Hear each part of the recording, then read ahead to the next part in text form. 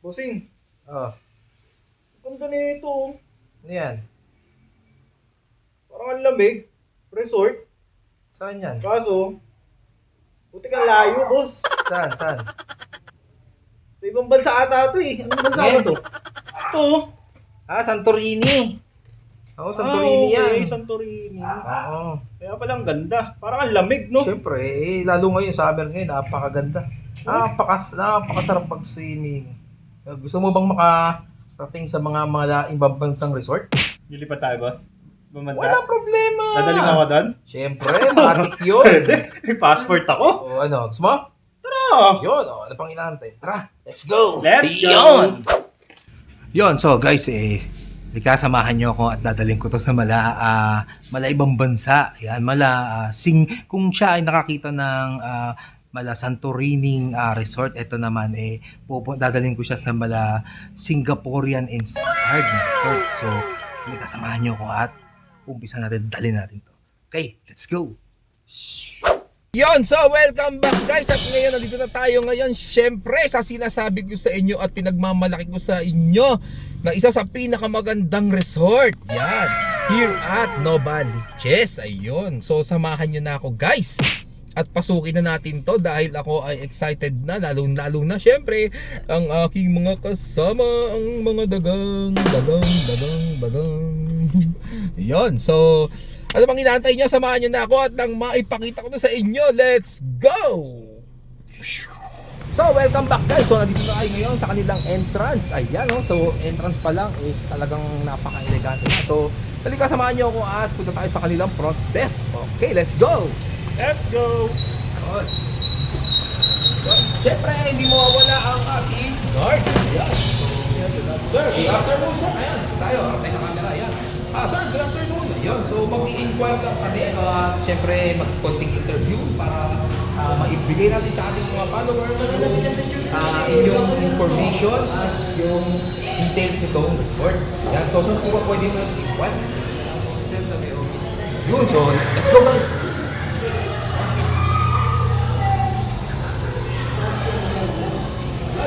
Hello! Good afternoon! Ayun!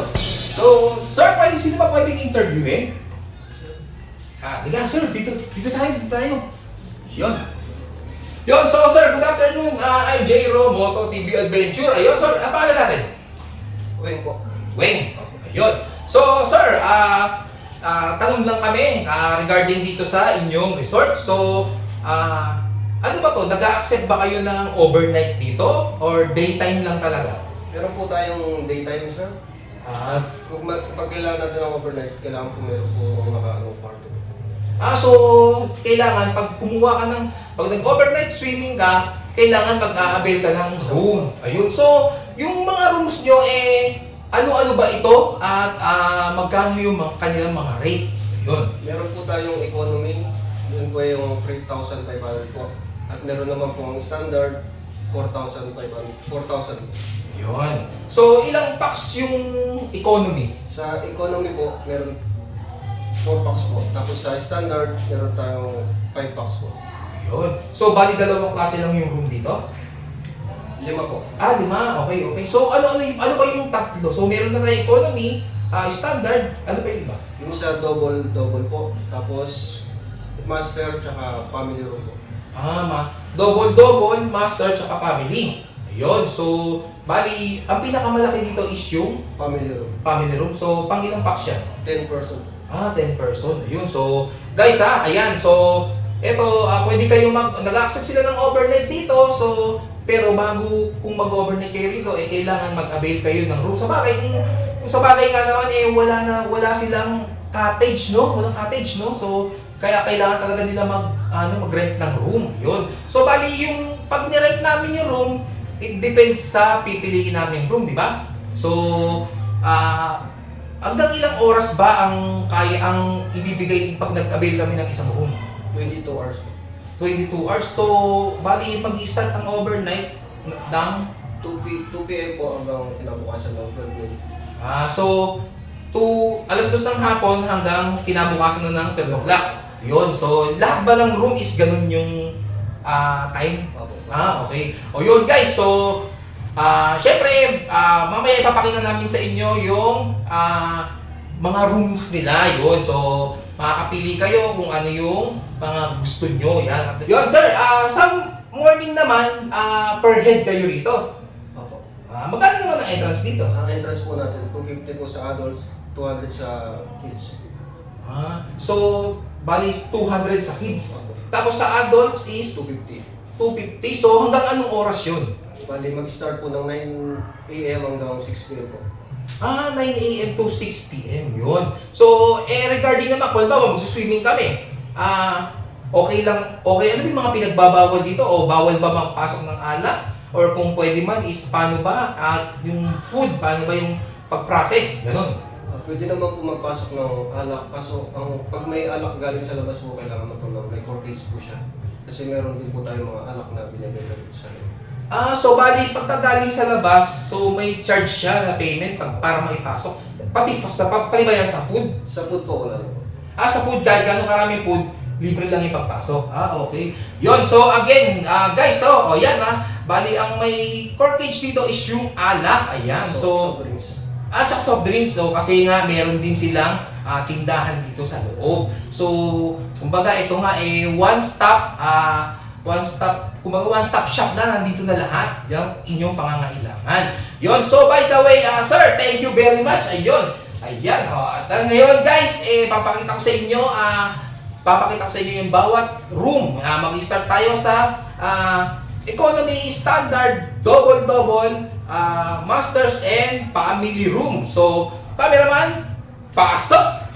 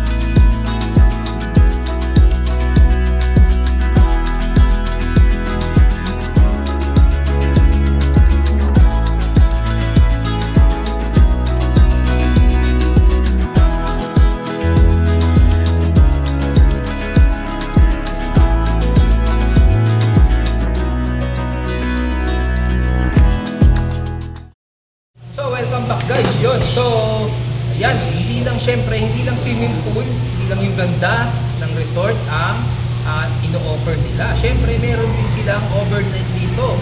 So, syempre, pag overnight, syempre, kailangan natin yung maganda at yung komportableng mahihigaan. So, meron silang mga ino-offer dito na mga rooms. Ayun.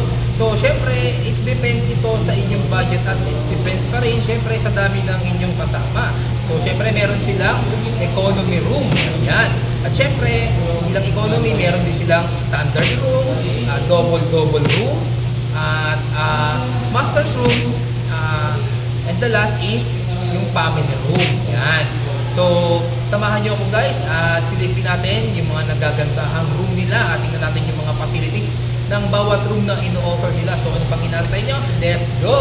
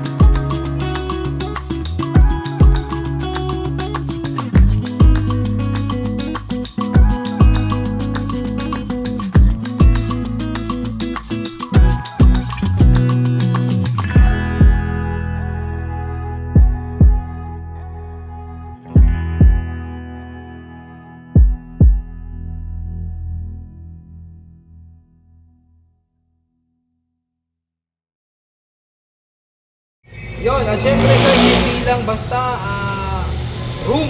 Yan. So syempre kung kayo ay naiinip, so pwede kayo muni-muni, pwede kayo maglakad-lakad dahil meron silang hallway na terrace. Ayan o. Oh, see? Oh, di ba? So, pwede kayong magmuni-muni kung kayo ay may problema. So, pwede kayong maglakad-lakad habang nag-iisip-isip. Yan. Eh kung sawa ka na sa buhay mo, eh tusok mo yung kamay mo sa tao. At sa mga manginig. Pero at the same time, guys, meron din pala silang mga pinaparent na gusto nyo ng events place. Ayan, kung kayo ay magaganap ng mga anniversary, birthday, or debut, yan. So, pwede kayo dito. Ito, pinaparent nila. Ayan. So, puntahan na natin to para makita nyo kung gaano siya kalaki. Let's go! Yun, so again guys, ito ang kanilang events place. Ayan, pwede kayo magganap dito ng any occasion, anniversary, wedding, or any live, baptismal, o kahit ano pa yan, pwede kayo dito. So, ito ay kayang mag-operate at least mga 50 packs or 100 packs kasama yung sa baba. So, up and down to guys. Ayan. So, at syempre guys, dito sa function hall, kitang-kita nyo rito ang kabuuan ng Mala Singaporean na resort. Ayan o. So, check nyo. Wow! Di ba napakaganda? Oh. Talaga nga namang maiinganyo ka sa ganda. At ang sarap-sarap sa mata. Diba? Na Malaparaisong Singaporean Resort. Ayun. So again guys, ito ay located lang dito sa Greenfields 1. I-type nyo lang sa inyong Google Map or Waze. MJ Land Resort. Yan. Pagpasok mo lang ng guardhouse, so nasa left side na siya. Yan. And at the same time, along the highway, Quirino Highway lang po. Yon. So, bakit pa kayo magdadalawang isip o bakit pa kayo magpapatumpik-tumpik pa sa init ng panahon ngayon? Kailangan natin magbasa. So, ano pang inaantay nyo? Tara na, bumaba tayo at tayo ay makapag-swimming na. Let's go! So yun, welcome back guys. So again, syempre, bago ko putulin tong video na to, syempre, una sa lahat, magpapasalamat muna tayo sa nakasama natin at tumulong sa atin since day 1. Yun, sino pa ba? Wala na iba kundi sila. Stickeran. Guys, kung kayo ay mahilig sa mga sticker or decals, yan, punta lang kayo sa page ni Stickeran. Syempre, look for Marvin and Eboy. Ayun. At syempre guys, kayo ba ay nakikirita dahil kahit anong hugas yung sasakyan, hindi nyo makita yung pagka-linis dahil sa pinturang faded na or kupas na? So, ano pang inaantay mo? Di ipa-restore mo na. Syempre, wala ka nang ibang hahanapin kundi si Sean Custom. Punta lang kayo sa kanyang Facebook page na Sean Custom. Ayan. Ako ba ay mahilig magsasayaw? Mag-acting sa harap ng camera? Pangarap mo ba maging digital creator or maging isang vlogger? So, at ikaw ay hirap na hirap gumawa ng iyong logo. So, ano pang iniaantay mo? Bakit ka pa magpapakahirap? So, punta ka lang sa iyong Facebook page, search mo lang si Jam Sambo. At syempre, again guys, ikaw ba ay mahilig sa mga Mediterranean food? Hilig mo ba ang mga spices? Yun. So, ano pang inaantay mo? Punta ka na lang sa page ng Arabo Nights. Syempre, look for Mr. Andrew and Rachel Magrinal. Yun. Syempre, shoutout din siya sa Plato de Ciudad. Yun, thank you very much sa napakasarap ng food. At syempre, and the last but not on the list, yan. Ikaw ba ay mahilig sa mga magagarang pagkakaayos ng pagkain? Ikaw ba ay mahilig sa mga pag-garnish? Yan. So, bakit hindi mo subukan pumunta kay Garlic Kitchen? Ayun. So, dito makikita mo guys yung ganda at kakaibang serve ng food. Yan, lalo na sa garnishing. Yun. At syempre guys, hindi lang tayo magbe-base syempre sa garnishing or sa ganda ng pagkaka-present sa ng pagkain. Syempre magbe-base din tayo sa lasa. Yan ang pinakamahalaga, yung lasa ng pagkain. So ito guys is highly recommended ko to. Again, Garlic Kitchen, located to sa Maguinhawa Street, Quezon City. At syempre bukas na rin ang kanilang second branch sa Isabela. Yon. So ano pang inaantay nyo? Punta na kayo at ng inyong masubukan. Yon. So paano guys, putulin ko na tong video na to. And at the same time ay makaligo na dahil init na ako. Kayo ba, hindi ba kayo naiinitan? Grabe. So ano pang inaantay nyo? Tara samahan nyo kung at tayo ay maligo. Let's go! Ano pang inaantay nyo guys? Tara na at maligo. Let's go! Boss! Ano yan? Bawal na ka jersey short. Jersey? Oo, bawal yan, bawal yan. Bawal yan pag tumalong ka ng pool. Eh, paano to? Wala ko naman akong ibang short. Eh, basta, bawal yan, bawal yan. O, edi magbibrip na lang ako. Sige, sige. Bye-bye!